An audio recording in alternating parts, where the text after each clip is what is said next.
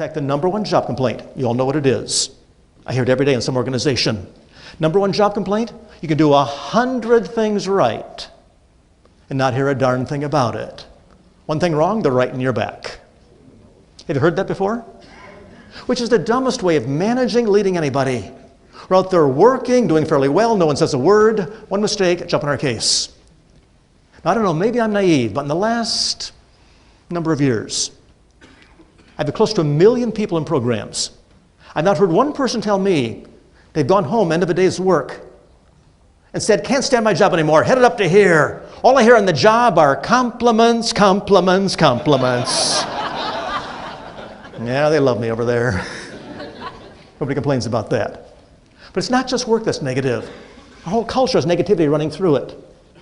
I mentioned in the previous session, I do this 5-day retreat every year for CEOs of organizations. And I ask these CEOs this question. When you go home at night, how do you relax? What would you guess is the number one answer for execs to relax in the evening? Drink is a good guess. That's number 2. Number 1, they watch TV. In particular, they watch the evening news to relax. I ask a simple question. When's the last time you watched the news and felt good about the world? Almost always negative news. Even the weather is negatively reported. They might say tomorrow, 20% chance of rain, which really means, or might say partly cloudy, which means most sunny. The one I thought was the strangest, 8-10 years ago, I'm in Scottsdale. Never been there before. Heard about these beautiful Arizona sunsets. I finished my talk one evening. Well, it's at the convention hall, gorgeous sunset. I turned to the guy next to me and said, hey, look at the sunset, isn't it beautiful? Know what he said? He said, I think the pinks are a little bright. That even God didn't get it quite right. That complaining's almost become a national pastime. I'll give you a little takeaway. I've been right every place I've spoken so far. Look around any organization. You find the most negative employees always find each other. They have coffee breaks together, lunches together. It's called the daily pity party. And quite simply, there's too much negative talk in the workplace. Stress goes way up, work-life balance way down. Well, the workers decide to send the secretaries a message. Got a piece of cardboard, piece of chalk, wrote out their sign, held it up. Said out here, it's $60 an hour. I thought, yeah. That's passion. I'll put my hands on your wrists, I'll push down. Resist with all your strength, okay? Let's see how strong you are. Shoulder level and resist. Yeah. That's pretty good. Are you okay? Yes. You're stronger than you look. This little lady right here. What's your name? Cindy, come up here, Cindy. Need your help. You take the steps over there. Cindy, do you know Ryan? A little. Okay, great. Have you stand where you were before, Ryan, just like this, facing me over here, Cindy. I'm going to ask Ryan in a moment to close his eyes. He'll do that for 30 seconds. While his eyes are closed, I want you to look at him and think rotten thoughts about him. That he's stupid, ugly, worthless, incompetent, can't stand him. Okay. I'm sure he's a good guy. You just pretend those negative things about him. Can you do that? Mm-hmm. No problem, obviously. No. During that 30 seconds, Ryan, I don't want you to think anything or tell yourself anything. You just stand there. Okay. All right? So close your eyes, Ryan. Look at him, Cindy, and make up those private negative thoughts about Ryan. Just think those thoughts in your head.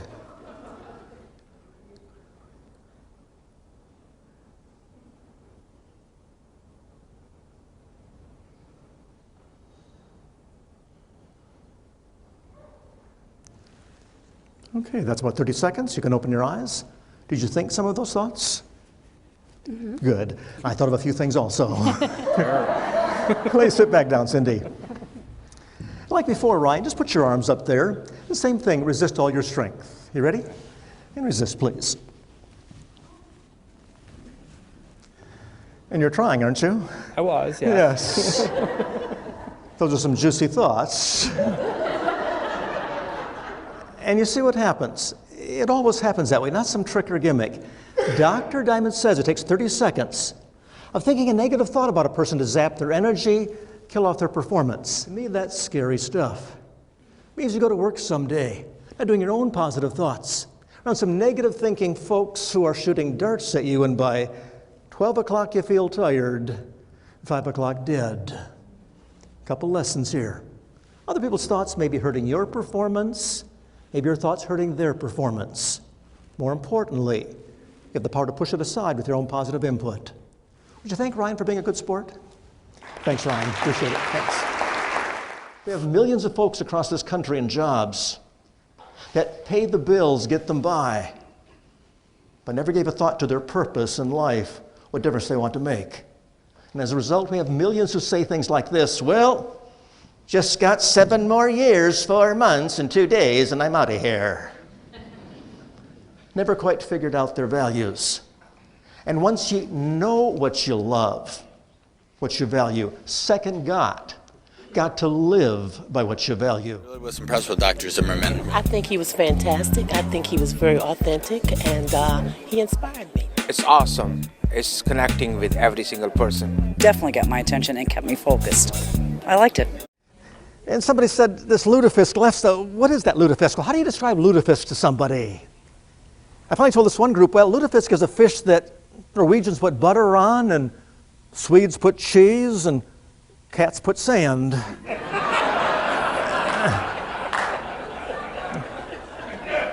Yeah, that's nice in theory, going acting enthusiastically, but what if you're understaffed in your department? What if your boss hasn't got a clue? What if your kids won't listen to you? If your husband or wife is difficult, is a nag? How do you stay enthusiastic around those types? Well, the answer is right there, that second point. And that is, do not catch the other person's disease. For example, you go to some coworker and say, I'd like your help on this project. And the person says, that's not my... And you feel put down or pushed aside. You go to somebody else and say, I have an idea for improving things. And they say, oh, we've never done that kind of thing before. We've always done it like this. We tried that back in 2012. On occasion, those can be legitimate comments, but most of the time they're said to shut people up, back off, and don't rock the boat. The price of too many killer statements, quite simply, is killed off attitude.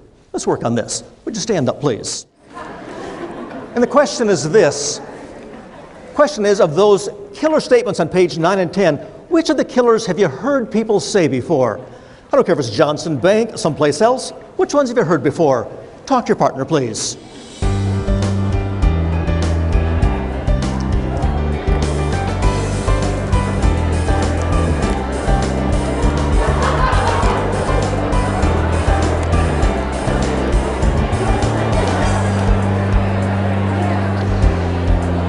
One is get out of a job you don't enjoy. That might sound harsh, might sound brutal, but there's some research to back this up in terms of health. Out at Harvard University, Dr. Yante has found out this: if you don't love your job, we know almost for a certainty you will have 3 to 5 major health problems. Others will never have who love what they do. Quite simply, a huge wear and tear on the body to spend 30, 40 years doing what you hate instead of what you love. Dr. William James, he's known today as the father of American psychology. Spent his whole lifetime researching at Harvard what brings about great relationships on and off the job. Wrote this big book of research. End of his life, he was dying. A friend sent him an azalea plant. In his weakened condition, wrote a note of thanks back for the plant. As he wrote the note, it suddenly dawned on him that the deepest craving in human nature was a craving to feel appreciated. So that is seldom, if ever, totally satisfied. Nobody gets too much praise, too much appreciation. He said, if you go out there and do that with your folks, your customers, you will have power. Not power over them, but power with them. In very simple terms, there are not many folks who walk this earth who have as their mission in life to make you feel good. If you do that for your customers, you stand up from the crowd. You have power to build partnership, to build relationship. He turned to his friend and said, I don't understand what happened back there. Can I ask you some questions? Friend said, sure. He says, that guy always acts so negatively? He said, yeah, every day. He said, you always treat him that nicely. He said, yes, of course. Which brought the third most crucial question, which was what? Why? Why do you treat him that nicely when that's the way he treats you all the time? This marvelous answer comes back. He said, I don't want him to decide how I'm going to behave. He said, I'm an actor, not a reactor. Stand here and face the audience. We'll check your arms. Resist all your strength. You ready? Mm-hmm. And resist. Okay, good, good. Don't think we've ever met before. No. Want to get a bit more acquainted. I'm curious, Joan, where you were born. Minneapolis. Right here. Okay, this is hometown, Minneapolis. Great. And put your arms back up. Resist all your strength. Minneapolis, ready? And resist. Oh. You might consider leaving Minneapolis. Maybe. And where do you work? Thomson Reuters. Thomson Reuters. Okay, good. How long? 8 years. 8 years. Let's try that. Thomson Reuters, 8 years. Ready? Resist all your strength. Yeah, good. You said born in Minneapolis. A local hospital here? Yep. Which one? Swedish. Swedish, great. Swedish hospital, Minneapolis. Put your arms up, resist all your strength. Born in Minneapolis, and resist. What are you doing? If you're wondering what's happening, nothing wrong with Minneapolis. The reason your arms went down, whenever I asked you where you were born, I had them just thinking in their heads out here, pretending that Joan is a jerk. Hey. They made the arms come down. When I asked you about your job, they're thinking that Joan is great. Think she's a good person, good sport? You think so? Put your arms up one more time and try it. Ready? And resist. Yeah, great. Thank you. Brings her right back up again. You can go back. Thank you. Repeat after me. Tell them, I'm glad you're here. I believe in you. You're a winner. You're the best. You're a champ. You're cool. You're excellent. You're great. You can do it. You're a winner. You're the best. You can do it. You're the best. Check their arms again, please. Yeah, good. Good. Great. You can sit back down. About what matters the most, where you spend your time, money, and energy, that really hit close to home with me. Oh, Dr. Zimmerman was phenomenal. Not everybody has that ability to tell stories and be able to apply it to what they're speaking, and it really makes it click for you, you know? This one time I was flying to Baltimore. I looked for the lowest available airfare. The cheapest I could find, Coach Super Saver, $1,200. Very expensive. Had to see my client. I buy the ticket. I go to check in. I fly so much they give you special check-in privileges, diamond, platinum flyers. I told the clerk, expecting nothing to happen, that the ticket sure is expensive today. She said, if you don't like the price, take the bus. I thought, whoa. She knew nothing about this third need of making folks feel understood. It would have taken 5 seconds to say, yep, they're pretty high sometimes, aren't they? I would have felt understood, respected, no problem. Can you see something positive in every situation? You may have a coworker that just gets you once in a while. Oh, they just get you. They're so obnoxious, they get you. Can you see the positive in that? A person that just gets you might motivate you to go to a bookstore and buy a book called Coping with Difficult People. And you practice on them, nothing to lose. The books say, here's step 1, step 2, and the techniques work.